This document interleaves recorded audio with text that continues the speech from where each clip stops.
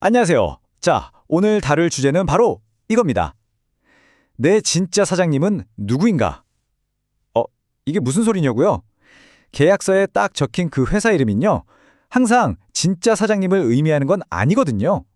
정말 흥미로운 퍼즐인데 지금부터 저랑 같이 한번 풀어보시죠.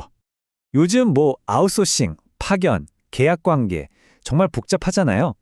그래서 일을 하다 보면 가끔씩, 아니 종종 내가 지금 누구 지시를 받고 있는 거지? 하고 헷갈릴 때가 분명히 있을 거예요. 여러분은 어떠세요?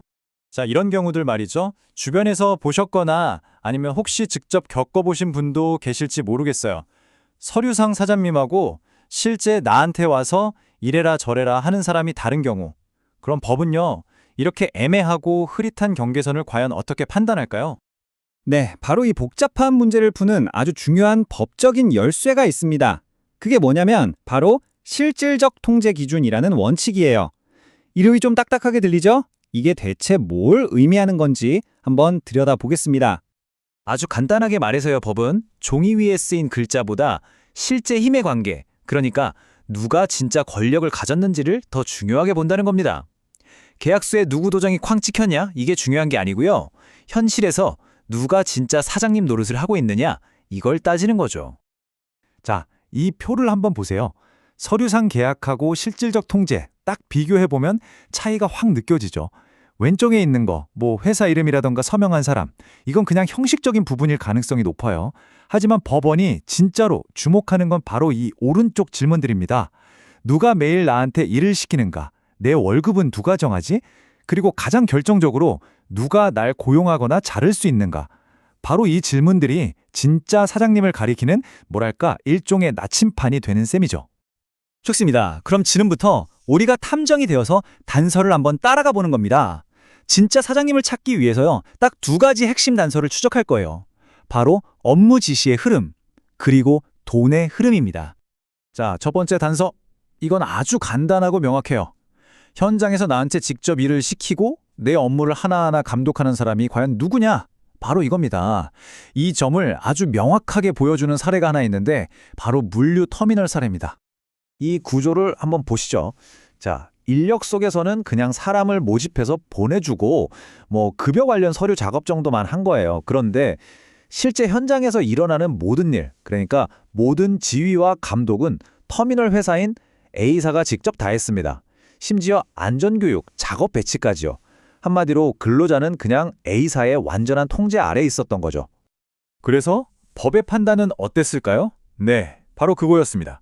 근로기준법상 사용자는 A사다. 인력 소개소가 중간에 끼어 있긴 했지만 업무에 대한 상당한 지휘 감독을 한 건 명백히 A사였기 때문에 A사가 실질적인 사용자가고 땅땅땅 결론을 내린 겁니다.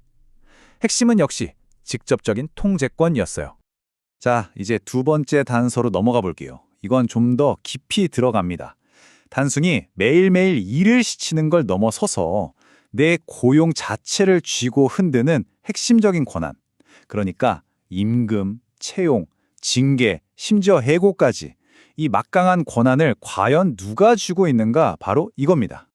이 사례들을 보면 그림이 딱 그려지죠. 먼저 아파트 사례. 겉보기엔 관리업체가 직원을 관리하는 것 같았지만 월급 얼마 줄지 최종 결정하는 건 누구였다? 바로 입주자 대표회의였습니다. 복지시설도 마찬가지예요. 현장 관리자가 계약서에 사인을 했어도 채용이나 해고 같은 최종 인사권은 모법인이 쥐고 있었던 거죠. 결국 뭐예요? 돈과 인사권. 이 두 가지 강력한 권한이 진짜 사장님이 누군지를 알려주는 겁니다. 자, 지금까지 우리는 실질적 통제 기준이라는 아주 강력한 원칙에 대해 알아봤습니다. 그럼 이제 다 끝났구나 싶으시죠?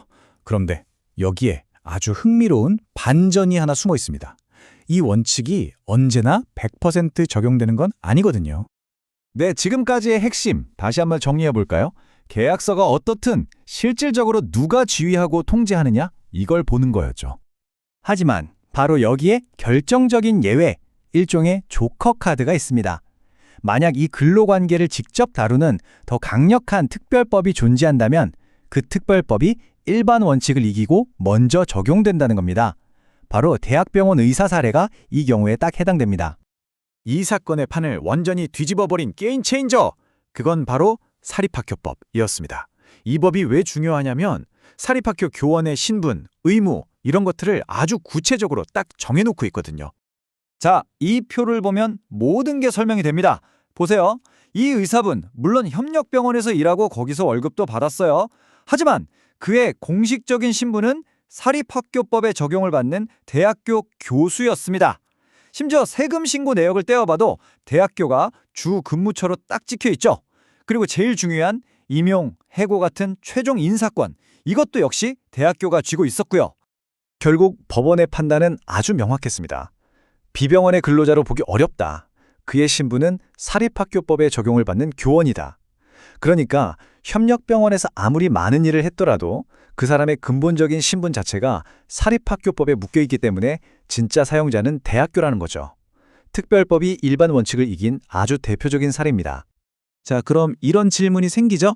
그래서 진짜 사장님 찾는 게 도대체 왜 이렇게 중요한 건데, 이게 그냥 단순히 누가 내 상사인지 궁금해서 알아보는 그런 차원의 얘기가 절대 아닙니다. 여러분의 아주 소중하고 중요한 권리가 바로 여기에 달려있기 때문이에요. 바로 이런 것들입니다.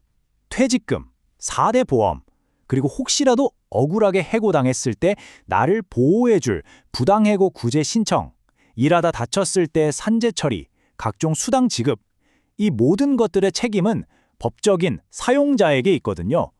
만약에 진짜 사용자를 잘못 알고 있으면 어떻게 될까요? 이 모든 중요한 권리를 누구한테 가서 주장해야 할지 그 대상조차 찾지 못하는 막막한 상황에 처할 수도 있는 겁니다. 자, 오늘 내용이 좀 복잡했을 수도 있는데 딱 하나, 가장 중요한 원칙 하나만 기억하신다면 바로 이겁니다. 법은 형식이 아니라 실질을 본다. 계약서에 뭐라고 쓰여 있든 법의 눈은 결국 누가 진짜 권력을 쥐고 실질적인 통제를 하는지를 꿰뚫어 본다는 사실. 이게 오늘 이야기의 가장 중요한 핵심입니다. 오늘 제 이야기를 들으셨으니 한번 곰곰이 생각해 보시는 건 어떨까요? 지금 여러분이 일하는 곳에서 진짜 실질적인 통제권을 쥐고 있는 사람은 과연 누구일까?